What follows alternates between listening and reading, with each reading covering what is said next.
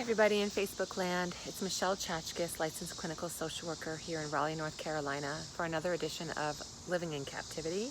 I'm a day late and it's perfect topic for me tonight is to talk about when life gets a little messy. How do we get it back on balance?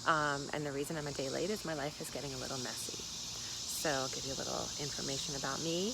To understand what messy means for me is working full-time, being a single mom of a teenager at home, and being a caregiver for an elderly father who has been in and out of hospitals and nursing homes and not being able to take care of himself and having to make some big decisions about his life on top of bills and cleaning a house and taking care of a dog and all those other pieces.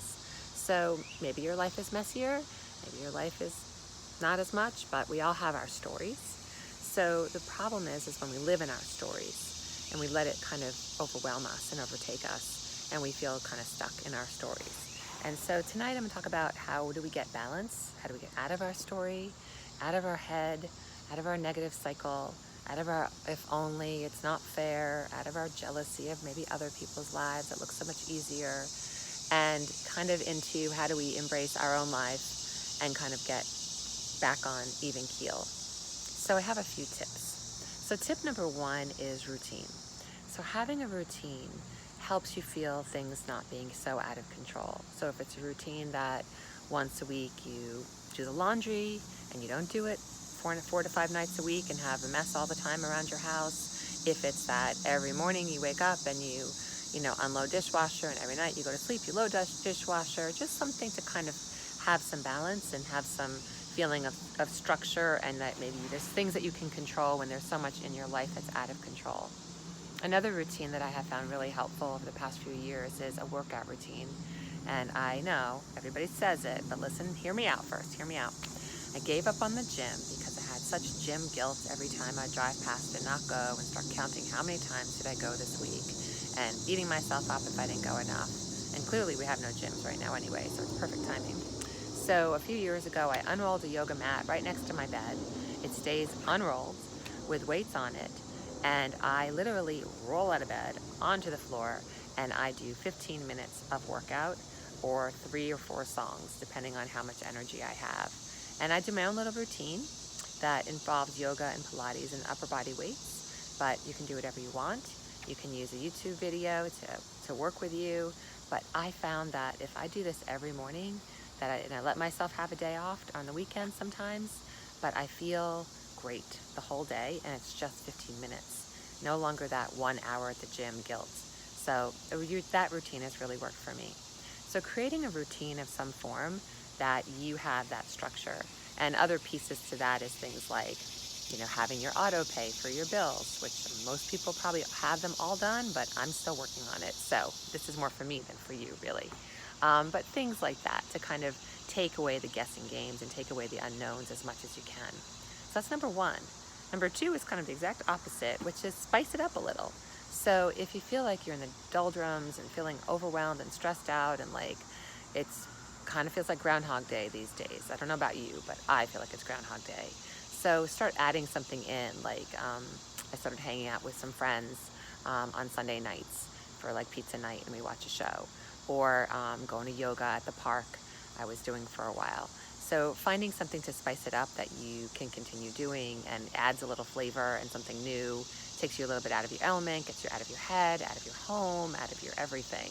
Obviously be safe with COVID, but finding things to do like that, or joining a meditation group, or finding things on Facebook.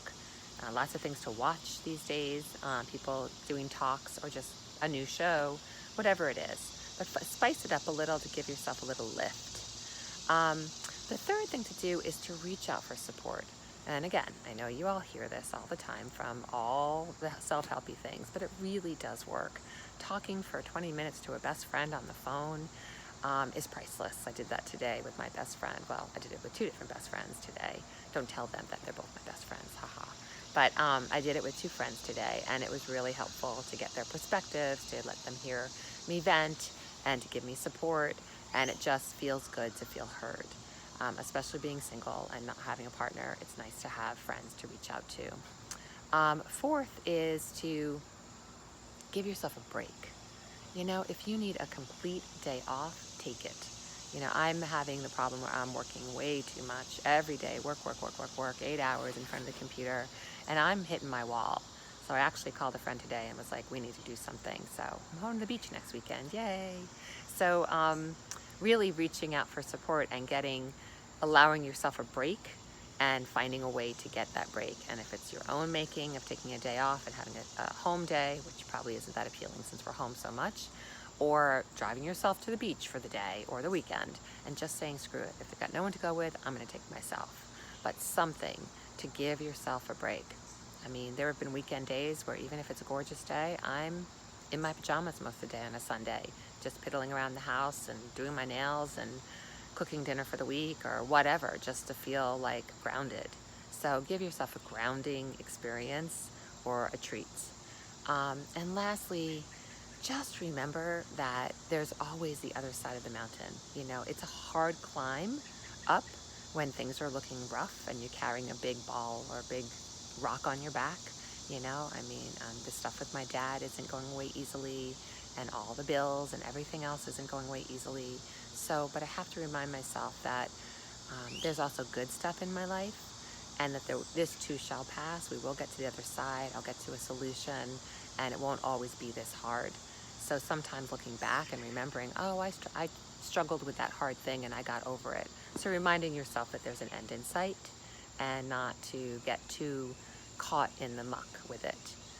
So those are some tips for when things are feeling hard, overwhelming, when you feel like you just can't go on, when life is just feeling really stressful. And I'm dedicating this talk today to somebody I'm very close with, and if she watches, she knows who that is. We were just talking about how life feels really hard sometimes. So I'm going to say I'm here for you all. So PM me if you want to have any kind of consult or talk or just tell me what's going on. I will respond. So take care, and I will see you next week. Well, thank you for joining me for Living in Captivity. Take care.